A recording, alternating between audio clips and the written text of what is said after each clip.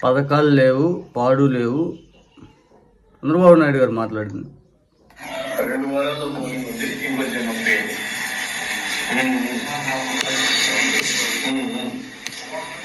మావి కూడా ఇక్కడే ఉన్నాయి.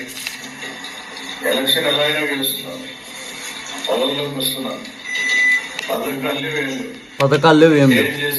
ఏం చేసినా అమరావతిని డెవలప్ చేస్తాం. నువ్వు ఇమాజిన్ చేయని రిటర్న్స్ ఉంటాయి. అర్థమైందా?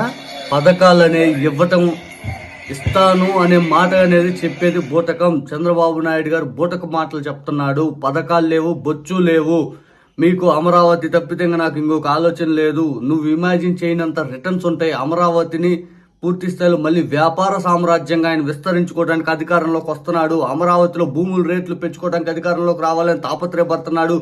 కేవలం సంపాదనే ధ్యేయంగా చంద్రబాబు నాయుడు గారు అమరావతిలో అడుగుపెట్టి మళ్ళీ ఇదిగో ఒక ఫోబియాలో తీసుకెళ్లి పూర్తిగా ఒక రాచరిక పరిపాలనలాగా తీసుకెళ్లి ప్రజలను వంచడానికి వస్తున్నాడు. ప్రజలారా మీరందరూ గమనించండి, దయచేసి గమనించండి. మనం గెలవబోతున్నాం. మనం ఈ 2 రోజులు కష్టపడదాం. మనం కష్టపడి పూర్తిగా పేద ప్రజల పక్షాన మనం ఉందాం. పేద ప్రజల పక్షాన మనం ఉందాం. పేద ప్రజల పక్షాన మనం ఉందాం.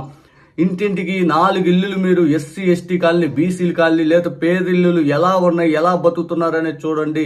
ఇబ్బందులకర వాతావరణంలో వాళ్ళు ఏంటంటే ఇప్పుడిప్పుడే కోలుకొని విద్యా వ్యవస్థలో ఏదైతే పూర్తిగా వాళ్ళు వైద్య వ్యవస్థ ద్వారా లబ్ధి చేకూరినారు, ప్రభుత్వం ద్వారా విద్యా వ్యవస్థ ద్వారా లబ్ధి చేకూరినారు. వాళ్ళు స్థితిగతులు పూర్తిగా బేసిక్ నీడ్ అని ప్రభుత్వం నుంచి అందించడం మన బాధ్యత. మనం అది అందిస్తున్నాము. మనం దాన్ని కొనసాగించి పూర్తి స్థాయి ఈసారి పూర్తిగా గట్టిగా ఇంకా బలంగా మనం గెలవగలిగితే ఇంకొద్దిగా మంచి చేయడానికి మనకు ఆస్కారం ఉంటుంది. పథకాలు లేవు, బొచ్చు లేవు. చంద్రబాబు నాయుడు గారి మాట, చంద్రబాబు నాయుడు గారు నీచంగా మళ్ళీ మాట్లాడుతూ ఉన్నాడు. పథకాలు లేవు, బొచ్చు లేదు, అమరావతిని డెవలప్మెంట్ చేసుకుంటాను. మీరు ఎక్స్పెక్ట్ చేయనంత రిటర్న్స్ మన దగ్గర ఉంటాయి. రియల్ ఎస్టేట్ వ్యాపారం మొన్న వాళ్ళ భార్య తిట్టిన బూతులు అవి బయటకు వచ్చినాయి, ఇప్పుడు బయటకు వచ్చినాయి. ఇవన్నీ చూసి మనం కసిగా ఓటింగ్లో మన దమ్ము ధైర్యం ఏంటో చూపించాలి.